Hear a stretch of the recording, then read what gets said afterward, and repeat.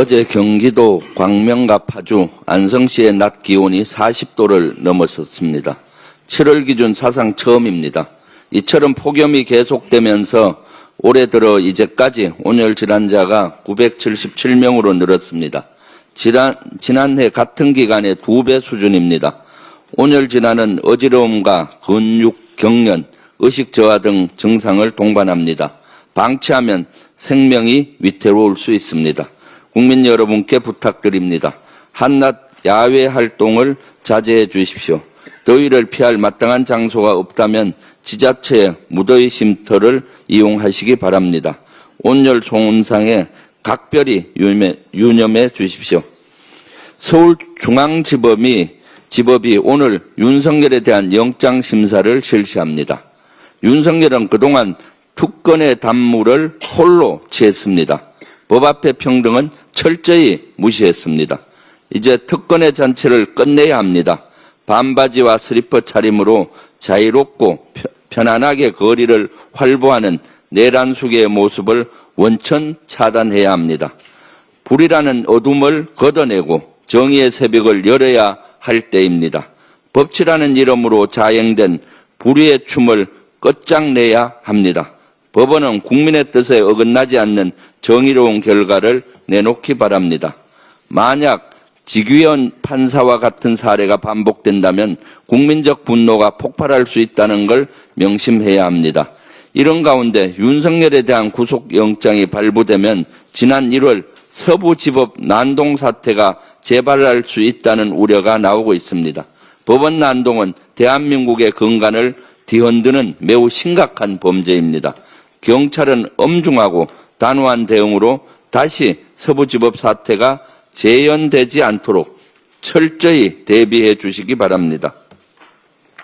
가짜 좌파들과 싸우는 전사가 필요하다. 민주당이나 좌파 집단은 우리가 상상할 수 있는 모든 것을 한다. 이진숙 방송통신위원장이 지난해 9월 보수 유튜브 채널에 출연해서 한 말입니다. 당시 공무원의 정치적 중립 의무를 위반했다는 비판이 불거진 바 있습니다. 결국 감사원은 국가공무원법을 위반했다며 이준숙 위원장에게 주의 처분을 내렸다고 어제 밝혔습니다. 그러나 이는 솜방망이 처분에 불과합니다. 방통위는 방송의 공공성과 표현의 자유에 중대한 영향을 끼치는 기관입니다. 그 중에서도 기관장은 엄격하게 정치적 중립을 지켜야 하는 자리입니다. 일반 공무원보다 더욱 엄중한 잣대를 적용해 징계해야 하는 이유입니다. 게다가 이진숙 위원장은 비공개로 이루어진 국무회의 내용을 왜곡하고 무단으로 공개했습니다. 자기 정치에 이용한 것입니다. 이재명 대통령은 방송 3법에 대한 의견을 물었습니다. 그런데 방통위 자체안을 만들라는 업무 지시를 했다고 호도했습니다. 공정성과 진실 추구를 생명처럼 여겨야 할 방통위원장이 듣고 싶은 것만 듣고 말하고 싶은 것만 말한다면 그 자리에 있을 자격이 없습니다. 공공기관장은 대통령과 임기를 같이 해야 한다는 자신의 말을 즉각 실천하는 건 어떤지, 이것이 국민을 위한 길은 아닌지 이진숙 위원장은 스스로에게 질문해 보시기를 강력히 권고합니다. 비상계엄 선포 직전 국무회의는 2분 동안 진행됐다고 내란 특검이 밝혔습니다. 특검이 확보한 CCTV에 따르면 국무회의는 밤 10시 16분부터 18분까지 단 2분에 불과했습니다.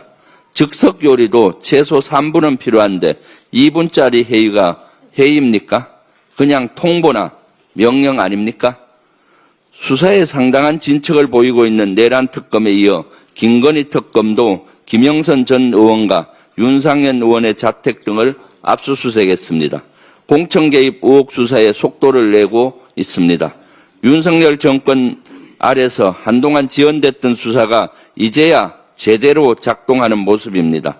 특검은 주저하지 말고 오로지 국민과 진실을 위해 정진해 주시기 바랍니다.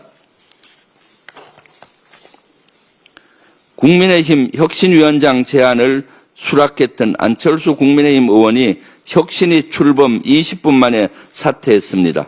권영세, 권성동 등 최소한 2사람에 대한 인적 쇄신을 요청했지만 거부됐다는 이유입니다.